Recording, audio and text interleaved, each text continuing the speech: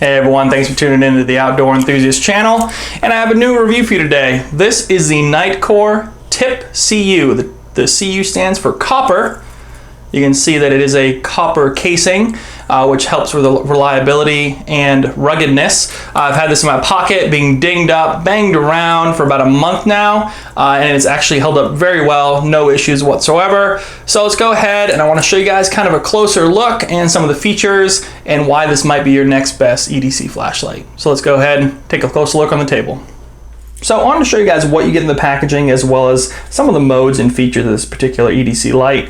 It is a nice slim design micro USB rechargeable. There's the port right there with the various different kinds of modes I'll walk you through. Nice metal copper outer shell here, which is nice construction, a little bit better than some of the plastic designs. I think in this category you really do need to have a metal shell if you're going to have it banging around in your pocket, and this copper design has definitely proved that it's a much nicer design than some of the older models that are kind of plastic, prone to cracking or even just shaking up enough to break. So it's a very good idea to have this in a copper edition. Plus the way that it actually kind of wears, even after a few weeks of me carrying this around, wears really nicely. Kind of a cool design, kind of like an old copper penny. It does come with a key ring you can install on here, as well as an extra ring here to make it a little bit longer, and you also have a clip here that kind of clips on here like so, and you can use that as a pocket clip. And here's the box it comes in right here. Micro USB rechargeable, tip CU, 360 lumen output max. Some of the features, I'll walk through a few of these for you. And at the end, I'll kind of talk to you guys about what I like, what I dislike, and also I want to compare it to the Olight S1 Baton, which is also a huge favorite of mine for EDC. But you'll notice that just the thin kind of stature of this flashlight, it's about the same width, honestly, but how tall it is about the same as well. But the thin portion, how slim it can be, actually is really nice, because you kind of forget you have in your pocket, where this can kind of get annoying at times unless you clip it on and then kind of keep it on there. But just having this rattling around your pocket is held up well, and you kind of forget you have it, which is great. So go ahead and talk about some of the features. So you have a mode button and a power button, and those are the only buttons on here. There's the charging port right there. So with the power button, all right, the power button you turn on, you start in low, which is 1 lumen. All right, you can go to the mode, go up 1 to medium, which is 35 lumens, high, 150, and then back down to low. Now to access turbo mode, you actually hold the mode button, and now you're in turbo mode. And that is a 360 lumen turbo mode, which is a nice addition, I think, to the actual listing of these flashes, because in the past, Nitecore did not offer a tube or something like that with a turbo mode with 360 lumens. I think the last two, the one with the tube, was only 75 lumens in the past. So this is actually a nice addition and a nice upgrade to really kind of compete more with Olight. Now, if you want to go ahead and access turbo mode while you're on, you can actually go ahead and hold it down, and it's momentary. So you hold down mode with the power on low, or whatever you want. Actually, you can go to medium and still go momentary. All right, or you can hold down mode, turn on turbo, and then go ahead and select through your modes with the mode button, and still use the power button to turn it off. So the power button is key, turns it off, turns it on, but you can go ahead and select through various modes, turn on turbo, momentary, turn it off. You can hold down mode, turn on turbo, you can still float through, but hit that power button, you go back home in a state where you can turn it off. Now, there's a couple of different modes on here, and they're actually listed right here. Daily and constant on.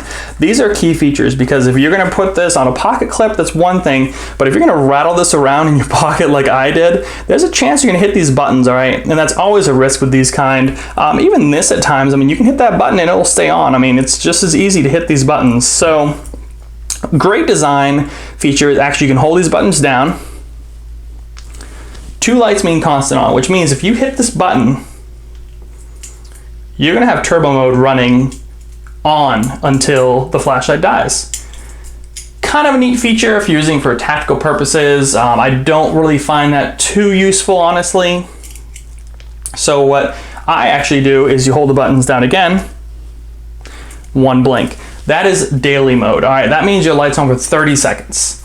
So what that does is you can go ahead and cycle through. You can just leave it there, It'll turn off itself in 30 seconds, help preserve the battery, help it so it doesn't start heating up in your pocket. I've only accidentally hit these buttons a couple of times, but you don't notice it really that much because the light just turns off after 30 seconds. And if you do put it on a key ring, you're less likely to hit this button accidentally. And especially if you have a pocket clip, if you put it on a pocket clip, same thing. So not too bad for what it is. So it's nice to have those two modes on there. I leave it in daily, because then of course you get 30 seconds of light, which is about all you really need at times. I'm not really using this as a heavy work light or anything like that, but you do have the option to do constant on and use it as a work light, and you do have the good battery life to support that. So let's go ahead, show you the comparison for the turbo and various modes in the dark in the hallway, and then we'll wrap this video up. So that back wall is about 20 feet away, and this is the Olight S1 baton on turbo, 500 lumens. All right. Here is the tip turbo, 360 lumens. And that back wall right there is about 20 feet away again. S1 baton on turbo, 500 lumens. So you can kind of see the comparison there. A little bit more white light, a little bit more yellow tint to it on the Olight. So the tip is on the right, Olight's on the left. Kind of going through, of course, one lumen is barely visible. You got medium, high, turbo. So wrapping this review up, guys, I do like this light. The only real issue I've had with it is accidentally hitting these buttons, and I really think that issue might be resolved if you just hang it on a keychain, or if you go ahead and put the clip on there, just kind of letting this kind of roll around your pocket and bump into stuff. You're kind of asking to hit one of these buttons here, but it's not that bad. And even with the buttons being hit, you have 30 seconds automatic off in the daily mode. I do like how rugged this case is, and it looks really nice. I mean, that copper has a nice kind of patina to it after a while of using it. I mean, it didn't come like this. It looked brand new copper, like a nice shiny penny, right? And then after a while, it just kind of fades and has some kind of neat coloration going to it, neat wear marks. But overall, it's been a great little light. I mean, it's slim, it's easy to kind of throw in a pocket and forget about it. 360 lumens will get you through the day, no problem. Rechargeability, I haven't had any problems with charging. I only did it once, and even then, it hasn't died on me yet, which is good. So go ahead and actually head over to the store. I do have a coupon code for you guys. It is down here, OEC10 for 10% off the Nitecore store, link down below. Be sure to go ahead and follow us on Instagram. We actually post pictures before reviews come out, kind of give you guys a heads up on what we're doing. It's at Outdoor Enthusiast 88. And then go ahead and subscribe to this channel, guys. Let me know if you have any questions below. I'll be happy to answer them, and I'll see you in the next review.